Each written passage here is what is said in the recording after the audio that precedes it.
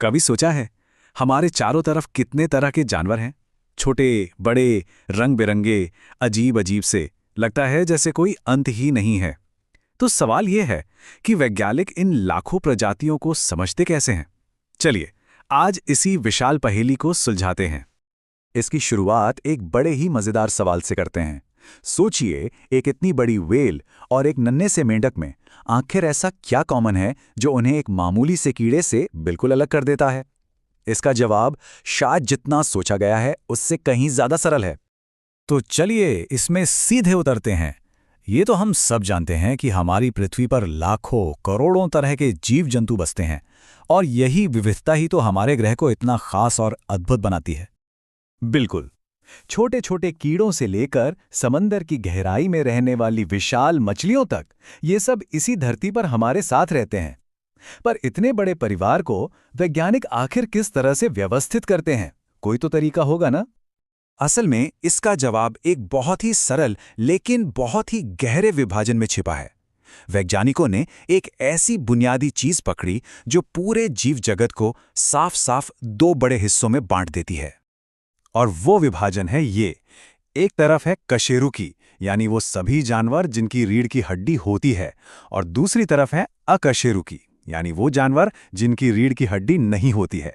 जी हां, बस इतना ही। यही है वो महान विभाजन।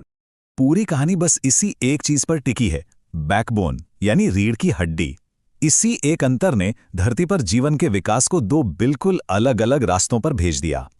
तो चलिए पहले अकशेरुकी जीवों की दुनिया को देखते हैं। और पता है सबसे हैरान करने वाली बात क्या है? जानवरों का ये समूह अब तक का सबसे बड़ा, सबसे विशाल समूह है। अब सोच भी नहीं सकते, दुनिया में जितने भी जानवर हैं उनमें से लगभग 95% अकशेरुकी हैं। जी हां, 95%। इसका मतलब ये है कि जिन जानवरों के बारे में हम ज्यादातर सोचते हैं, जैसे शेर, हाथी, चिड़िया, मछली, वो तो बस एक छोटा सा हिस्सा है। असल दुनिया तो इन बिना रीढ़ वाले जीवों की है। तो चलिए कुछ से मुलाकात करते हैं। सबसे पहले हैं ये निडेरिया, जैसे कि जेलीफिश। इनके शरीर की बनावट बहुत ही सिंपल होती है, कोई दिमाग नहीं, बस नसों का एक फैला हुआ जाल। फिर आते हैं अलग अलग तरह के कीड़े और केंचुए। और हाँ, आर्थ्रोपॉड को तो बिल्कुल नहीं भूल सकते। जितने भी कीड़े मकोड़े, केकड़े, बिच्छू हैं, सब इसी ग्रुप में हैं। इनका बाहरी शरीर एक कवच की तरह काम करता है और इसी वजह से ये धरती पर सबसे कामयाब जानवरों में से एक हैं। ये हर जगह हैं। इस विशाल दुनिया में मॉलस्क भी शामिल हैं, जैसे घोंघे और ऑक्टोपस, जिनका शरीर बिल्कुल नरम होता है।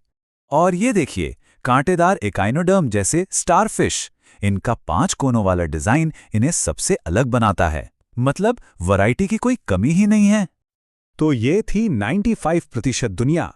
लेकिन अब चलते हैं उस बाकी बचे 5% समूह की तरफ, जिसने एक बिल्कुल अलग रास्ता चुना।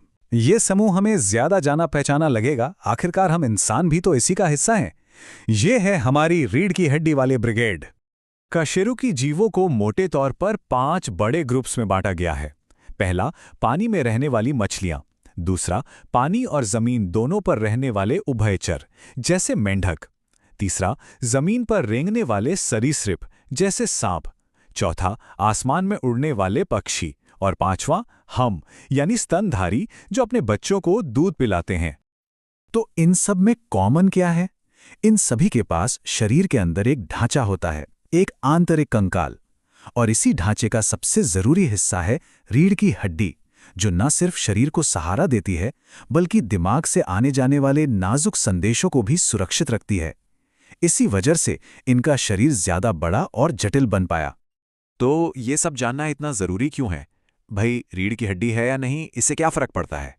असल में ये सरल सा वर्गीकरण हमें जीवन के विकास की पूरी कहानी समझने में मदद करता है। कुल मिलाकर बात यह है कि बस एक मामूली सा जैविक अंतर कि रीढ़ की हड्डी है या नहीं, इसी एक नियम ने हमारे ग्रह पर जीवन की इतनी शानदार और अंतहीन विविधता को जन्म दिया। ये प्रकृति के सबसे सरल लेकिन सबसे ताकतवर नियमों में से एक है।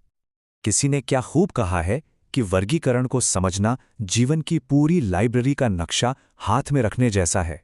ये सिस्टम वैज्ञानिकों को एक मैप की तरह गाइड करता है, जिससे वो जीवन की विशाल और उलझी हुई कहानी के हर चैप्टर को पढ़ और समझ पाते हैं।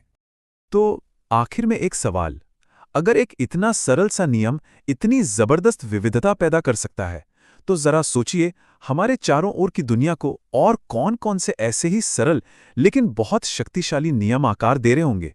इस पर सोचने में बड़ा मजा आएगा।